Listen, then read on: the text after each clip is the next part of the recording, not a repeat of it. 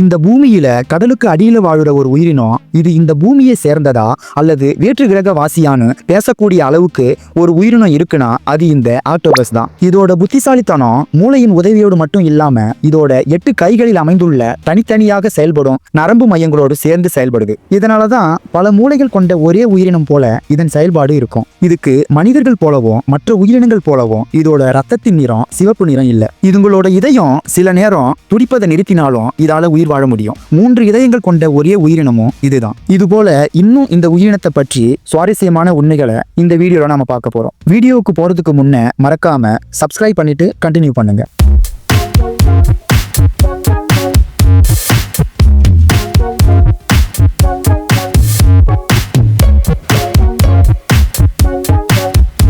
கடலுக்கு அடியில அமைதியா வாழுற இந்த உயிரினத்தை விஞ்ஞானிகளே கண்டு ஆச்சரியப்படும் வகையில இருக்கு. ஏன்னா இதோட உடல் அமைப்பை மனிதன் புரிஞ்சிக்க முடியாத அளவுக்கு வித்தியாசமானது. ஆக்டோபஸ் செஃபலோபாட் என்ற குடும்பத்தை சேர்ந்தது. அதாவது இதுக்கு கணவாய் மீன்கள் மாதிரி உறவுகள் நிறைய இருந்தாலும் இந்த ஆக்டோபஸ் மட்டும்தான் தப்பி பிழைப்பதுல தனித்துவமான உயிரினமா இருக்கு. காரணம் இதுக்கு வெளிப்புற ஓடு கிடையாது. உடம்பு முழுக்க மென்மையான ரப்பர் மாதிரி மடங்கி சுருங்கி விரிந்து எந்த வடிவத்துக்கும் மாறிக்கொள்ளும். இதால ஒரு சிறிய பாறைகளின் இடைவெளியில் கூட தன்னோட முழு ஒரு சில நிமிஷத்துல உள்ளிழுத்து ஒளிந்து கொள்ளும். இதோட இன்னொரு ஆச்சரியமான விஷயம், ஆக்டோபஸ் தன்னை சுற்றியுள்ள சூழ்நிலையை பார்த்து உடனே நிறம், வடிவம், தோல் எல்லாவற்றையும் மாற்றிக்கொள்ளும். அதாவது ஒரு வினாடிக்கு முன்ன இது பாறை மாதிரி இருக்கும், அடுத்த வினாடி பாசி மாதிரி, மணல் மாதிரி, எந்த இடத்தில் இருக்கோ அந்த இடத்திற்கு தகுந்தாற் போல் தன்னை மாற்றிக்கொள்ளும். இதெல்லாம் மாயாஜாலம் கிடையாது. இதுக்கு பின்னாடி குரோமட்டோபோர்ஸ்னு சொல்லக்கூடிய சிறப்பு செல்கள் இருக்கு. இதனால இது விரிந்து சுருங்கும் போது நிறம் மாறும். இதுக்கும் மேல ஒளிய பிரதிபலிக்கிற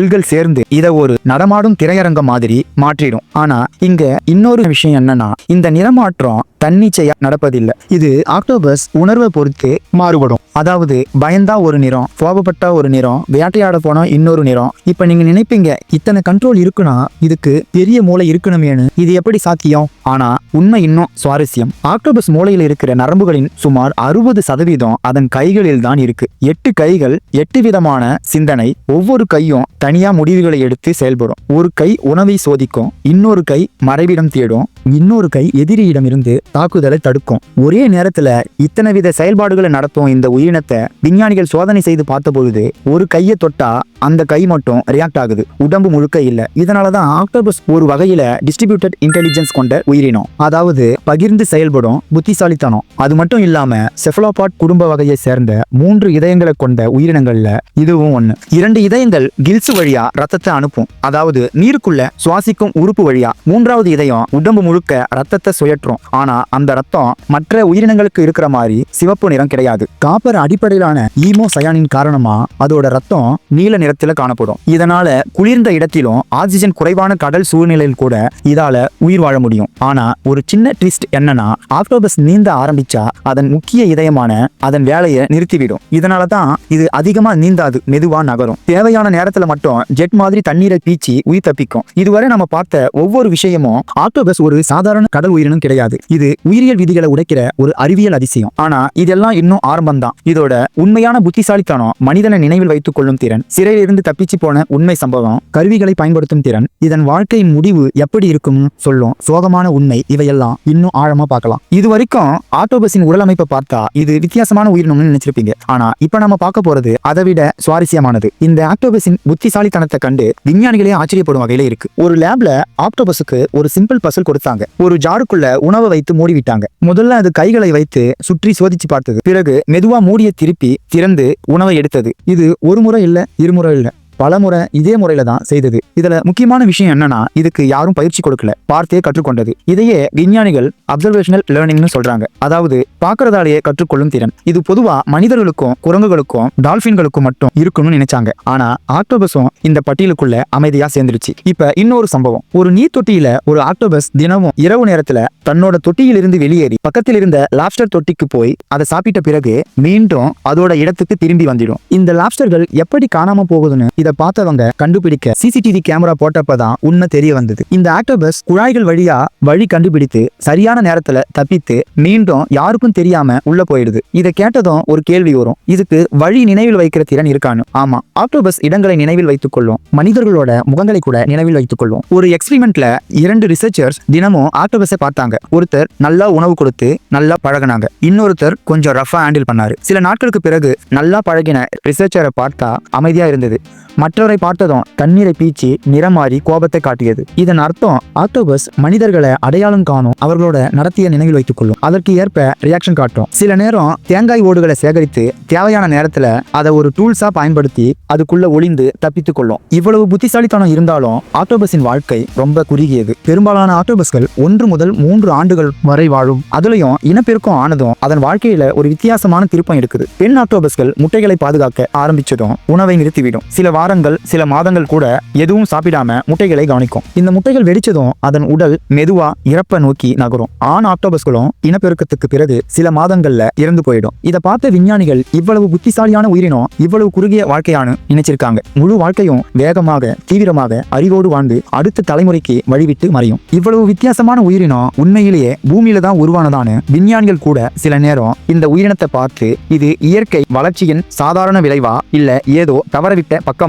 குழம்பி நிக்கிறாங்க. காரணம் என்னன்னா ஆக்டோபஸின் வளர்ச்சி வரலாறு மற்ற உயிரினங்களோட எவல்யூஷன் பாதையில சரியா பொருந்தவே இல்லை. பொதுவா பூமியில உள்ள உயிரினங்கள் எல்லாம் மெதுவா படிப்படியாக வளர்ச்சி அடைந்திருக்கும். எலும்புகள், மூளை, உணர்வு அமைப்பு எல்லாம் ஒரு தொடர்ச்சியான வரிசையில் வரும். ஆனா ஆக்டோபஸ் அந்த வரிசையை உடைத்து வெளியில நிக்குது. இதோட நரம்பு அமைப்புகள், கைகளில் பரவியுள்ள டிஸ்ட்ரிபியூட்டட் இன்டெலிஜென்ஸ், நிறமாற்றம் செய்யும் தோல், நீல ரத்தம், 3 இதயங்கள், கருவி பயன்பாடு, மனிதர்களை அடையாளம் காணும் திறன், இதெல்லாம் ஒரே உயிரினத்துக்குள்ள சேர்ந்து இருக்கிறது விஞ்ஞானிகளுக்கு இன்னும் புதிர்தான். சிலர் ஒரு படி மேல போய் ஏலியன் தியரின்னு சொல்லப்படுற ஒரு கருத்தை முன்வைக்கிறாங்க. அதாவது ஆக்டோபஸின் முன்னோர்கள் விண்வெளியில் இருந்து வந்திருக்கலாம் அல்லது அதன் மரபணு தகவல்கள் ஏதோ ஒரு விதத்தில் வெளி கிரகத்தில் இருந்து வந்திருக்கலாம்னு சொல்றாங்க. இதை கேட்டதும் இது சயின்ஸ் ஃபிக்ஷன் மாதிரி தோணலாம். ஆனா இதை பற்றி பேசியவர்கள் சாதாரண யூடியூபர்கள் இல்ல. சில சயின்டிஸ்டுகள் கூட இந்த பாசிபிலிட்டியை ஓப்பனா டிஸ்கஸ் பண்ணிருக்காங்க. காரணம் என்னன்னா ஆக்டோபஸின் டிஎன்ஏ மனிதனோட டிஎன்ஏ மாதிரியும் பொருந்தவே இல்லை. இதில் ஆர்என்ஏ எடிட்டிங்னு சொல்லப்படுற ஒரு விஷயம் அதிகமா நடக்குது. அதாவது ஒரு உயிரினத்துக்கு பிறந்த பிறகு அதன் மரபணு தகவல்கள் சூழ்நிலைக்கு ஏற்ற மாதிரி மாற்றப்படுது. இது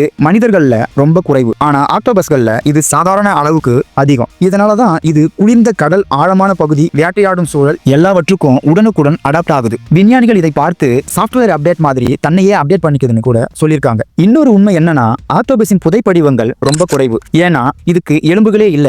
இதனால இதன் எவல்யூஷன் ஹிஸ்டரியை ட்ராக் பண்ணுவது ரொம்ப கஷ்டம். அதனாலதான் இது எங்கிருந்து வந்ததுன்னு சொல்ல டெஃபினிட்டிவ் ஆன்சர் யாருக்குமே கிடைக்கல. ஆனா இதே நேரத்துல ஒரு விஷயம் மட்டும் கிளியர், ஆக்டோபஸ் பூமியில் வாழும் மற்ற உயிரினங்களை விட முற்றிலும் வேற மாதிரி யோசிக்கும், வேற மாதிரி உணரும் ஒரு உயிரினம். இதோட கண்கள் கூட வித்தியாசம். மனிதன் கண்கள்ல கூட பிளைண்ட் ஸ்பாட் இருக்கும், ஆனா ஆக்டோபஸ் கண்கள்ல பிளைண்ட் ஸ்பாட்டே இல்ல. இதை கேட்டதும் இது எப்படி சாத்தியம்னு தோணும். அதுதான் ஆக்டோபஸ் வளர்ந்த விதமே வேறு. இதனாலதான் இதன் பார்வை, உணர்வு, முடிவெடுக்கும் முறை எல்லாமே நமக்கு அந்நியமா தெரியுது. இதுவரை நாம பார்த்த எல்லா விஷயங்களையும் சேர்த்து பார்த்தா ஒரு விஷயம் மட்டும் தெளிவா தெரியும். ஆக்டோபஸ் ஒரு உயிரினம் மட்டும் இல்ல, உயிரியல் உலகத்துக்கே ஒரு சவால். இப்படியும் இருக்க முடியுமான கேள்வி கேட்க வைக்கும் ஒரு உயிரினம். இதுவரைக்கும் நாம ஆக்டோபஸை ஒரு புத்திசாலித்தான உயிரினமா பார்த்தோம். ஆனா ஆக்டோபஸ்கள் அதோட உணர்வுகளை எப்படி வெளிப்படுத்தும், இல்ல இது எல்லாம் மெக்கானிக்கல் ரீஃப்ளெக்ஸ் மட்டும் தானான்னு இந்த கேள்விதான் விஞ்ஞானிகளை பல ஆண்டுகளா குழப்பி வச்சிருக்கு. ஏன்னா சாதாரண விலங்குகளின் வழியை அளவிடலாம், பயத்தை கவனிக்கலாம். ஆனா ஆக்டோபஸ் மாதிரியான உயிரினம் இது எப்படி வெளிப்படுத்தும்? இதுக்காக ரிசர்ச்சர்ஸ் பல எக்ஸ்பிரிமெண்ட்ஸ் பண்ணாங்க. ஒரு எக்ஸ்பிரிமெண்ட்ல ஆக்டோபஸ்க்கு சிறிய அளவிலான வலி ஏற்படுத்தும் ஸ்டிமுலஸ் கொடுத்தாங்க. அதுக்கு பிறகு பார்த்தா அந்த இடத்தை அது மீண்டும் மீண்டும் தொட்டு பாதுகாத்து அவாய்ட் பண்ண ஆரம்பிச்சது. அதே சமயம் அந்த வலியோடு தொடர்புடைய இடங்களை முழுக்க தவிர்த்தது. இதை பார்த்த விஞ்ஞானிகள் இது பெயின் மெமரின்னு சொன்னாங்க. அதாவது வலியை அனுபவிச்சது மட்டும் இல்லாம அதை நினைவில் வைத்துக் கொண்டு எதிர்கால முடிவுகளை மாற்றியது. இப்ப இன்னொரு சம்பவம், ஒரு நீர்த்தொட்டியில ஆக்டோபஸை தனிமையில வைக்கப்பட்டப்ப இன்ஆக்டிவா டல்லா மாறி இருந்தது. ஆனா அதே ஆக்டோபஸை டாய்ஸ், பசில்ஸ், ஹியூமன் இன்டராக்ஷன் கொடுத்தப்ப அது ஆக்டிவா கியூரியஸா பிஹேவ் பண்ண ஆரம்பிச்சு. இதுல இருந்து இந்த உயிரினத்தோட எமோஷன்ஸை புரிஞ்சிக்க முடியுது. இதனாலதான் சில நாடுகள்ல ஆக்டோபஸ்க்கு ஸ்பெஷல் அனிமல் வெல்ஃபேர் லாஸ் கொண்டு வந்திருக்காங்க. அதாவது எக்ஸ்பெரிமெண்ட்ல இதை பயன்படுத்த ஸ்ட்ரிக்ட் ரூல்ஸ் கொண்டு வந்திருக்காங்க. அனஸ்தீசியா, பெயின் ரிடக்ஷன் எல்லாம் கட்டாயம் தவிர்க்கப்படணும்னு. இதுவே ஒரு பெரிய விஷயம். ஏன்னா இது வரைக்கும் மீன்களுக்கு கூட இவ்வளவு ரைட்ஸ் இல்ல. சரி, இதையெல்லாம் சேர்த்து பார்த்தா நமக்குள்ள ஒரு கேள்வி இடம். இவ்வளவு எமோஷன்ஸ், புத்திசாலித்தனம், தனித்தன்மை கொண்ட உயிரினத்தை நாம எப்படி பார்க்கணும்? ஒரு சாதாரண சீ ஃபுட்டா இல்ல ஒரு ஹைலி எவால்வ்டு பீயிங்கா? இந்த கேள்விதான் இப்ப வரைக்கும் மரீன் பயாலஜியை மட்டும் இல்லாம மனிதர்களின் எத்திக்கல் திங்கிங்கையும் சேலஞ்ச் பண்ணுது. ஆனா பல ஆண்டுகளா மனிதர்கள் ஆக்டோபஸை ஒரு உணவு பொருளா தான் பார்த்தாங்க. சில நாடுகள்ல இது லக்ஸுரி ஃபுட்டா, சில இடங்கள்ல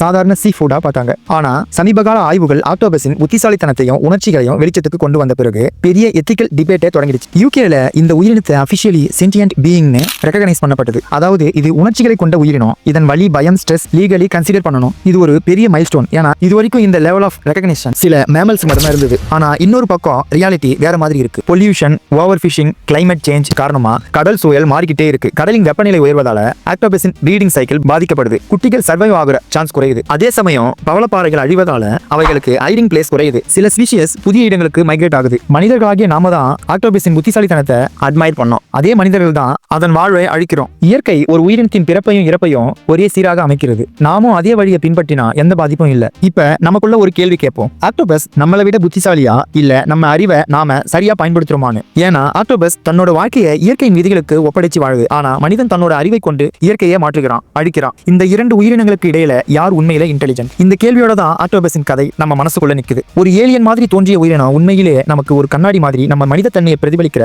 ஒரு உயிரினம். இந்த எல்லா உண்மைகளையும் சேர்த்து ஒரு நிமிஷம் அமைதியா யோசிச்சு பாருங்க.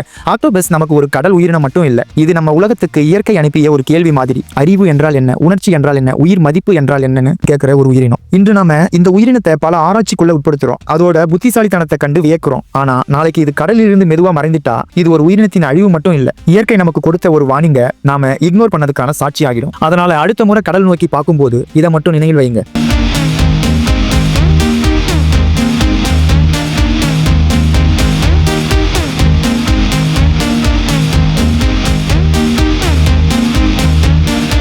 இந்த பூமி நமக்கானது மட்டும் இல்ல, நாம தோன்றும் முன்னரே தோன்றிய பல உயிர்களின் உறைவிடம். இந்த வீடியோ உங்களுக்கு பிடிச்சிருந்தா மறக்காம லைக் பண்ணி சப்ஸ்கிரைப் பண்ணுங்க. மேலும் இந்த வீடியோ பற்றிய உங்களுடைய கருத்துக்களை கமெண்ட்ல பதிவு பண்ணுங்க.